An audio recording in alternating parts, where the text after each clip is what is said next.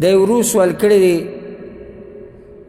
چې د دوو کسانو نومونه زه ډېر اورم او خصوصا ادب فارسي او د ادبو چې کوم کتابونه به یې کې مخې له راځي زه معلومات کول غواړم چې د کسانو منهج او عقیده څنګه وه.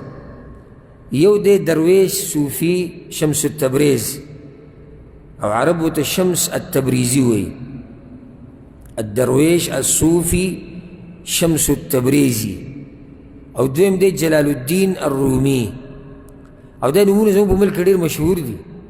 اکثر د مولیان داسې یو نیم شعر ذکر کوي هم د جلال الدین رومي خبره کوي او د شمس التبریز چې دا خو د صوفیانو کې ښه مشهور دی.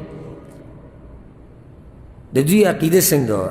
جلال الدین رومي اول به دا خبره وکړو. جلال الدین رومي چې دی د 602 هجري کې تقریبا وفات شوی دی. د صوفیانو مشهور امام دی، بلکې ابن عربي الصوفي خبیث چې هغه د وحدة الوجود عقیده وه چې الله په هر څه کې دننه دی او یو شعر یې ویلی دی په عربۍ کې ترجمه دا ده وایي نه پوهېږم چې دا بنده رب دی که رب بنده دی، یعنې خبره ټوله یې راباندې ګډه وډه شوې ده ځکه چې الله په هر څه کې دننه دی.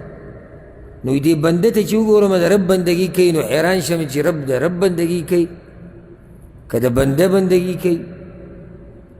دا قسمه غلط عقیده دغه خبیث وه. ابن عربي د حلول د اتحاد د وحدة الوجود عقیده ده دغه بلکل ښه واضحه وه، د کفري عقیده وه دغه. او دا جلال الدین الرومي دا بلکل دغه مقلد دی په دې مسله کې او دغه په نقش قدم روان دی. او بیا دله په تصوف کې نوي ترقي کړې ده، پکې یو نوي طریقه راویستې ده. د تصوف خو طرق دي، لارې دي که نه، یوه لار پکې ده راویستې چې هغې ته ویل کېږي المولویه او په هغې کې ګمراهي دې حد ته رسېږي. بعضو علماو دا خبره ذکر کړې ده چې کله دوی د دې خپلو امامانو او د مولیانو او د شیخانو نوم واوري، نوم لیده پرېږده چې صرف نوم یې واوري نو سجده لګوي.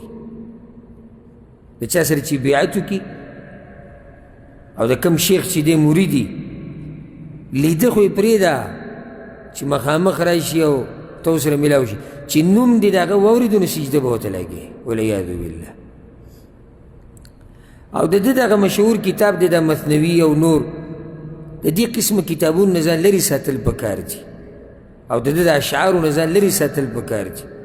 او هېڅ ضرورت نشته چې په مدرسو کې د دې انسان کتابونه او اشعار پړاولی کېږي. الحمدلله صحیح عقیدې والا چې کوم علما تېر شوي دي د هغوی ښه ډېر ښایسته کتابونه شتي په شعر و شاعرۍ کې، په عربۍ ژبه کې شتي، په فارسۍ ژبه کې شتي، په اردو کې شتي.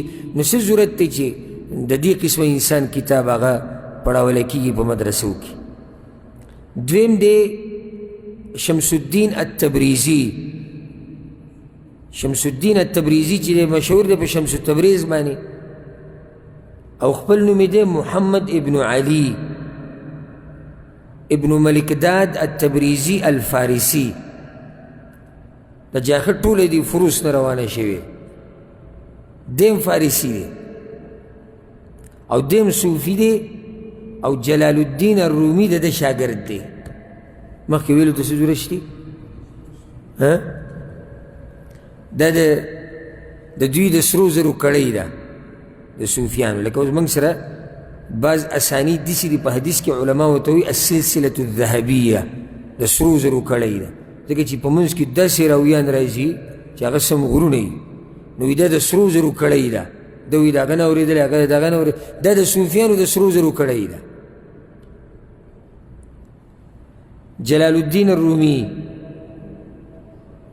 او د طریقه لار اخیستې د چا نه؟ شمس التبریزي نه، او هغه روان دی د ابن عربي په لاره. دا د دوی د سرو زرو کړی ده. مخکې تفصیل ته پکې ضرورت نشته.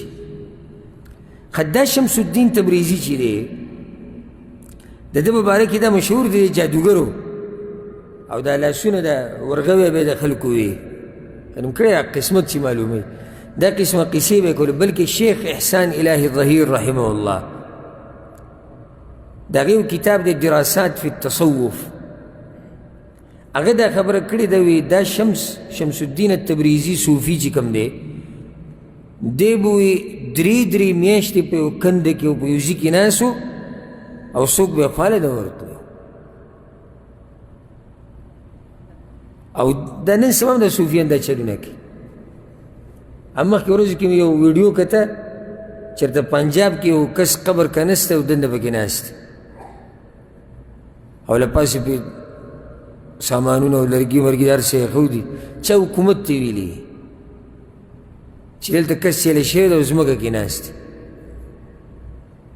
چې حکومت راغی د هر څه چې اوچت کړو چې څنګه اوچت کړو په 10,000 لاسونه داسې ونیو چې لکه بهی زه خو ذکر او اذکار کې مصروف یم او ښه باقاعده کمبل او بالغ او هر څه ده او تشتي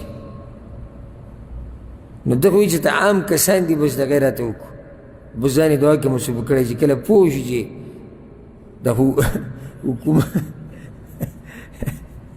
حکومت راغلی بیا ښه جوار پکې ورننوت هغوی حقه شان سره دغه اذکار اوچت کړی وړی دی دا اوس د کوم ځای عبادت ته چې ته په قبر کې کښېنه په ځان پسې دې هر څه بند کړي دي او څه کې زه چیله کوم او زه چیله شوی یم دا د صوفیانو دین دی چې د اوسه پورې زموږ په ملکونو کې ښه په زور او شور سره روانو الحمدلله دې دوران کې او دې دور او دې زمانه کې خلکو دا تصوف وپېژندو چې دا څه قیسه ده یعنې د اوسه پورې چې به خلکو د چا صفت کوم صوفي صاحب دی دا صوفي ټکی ګورې د ادب یو دغه جوړ شوی دی صوفي صاحب صوفي د کوم ځای راغلی خو دې ملکونو کې مذهبي طبقه چې ده هغه اکثر صوفیان پاتې شوي دي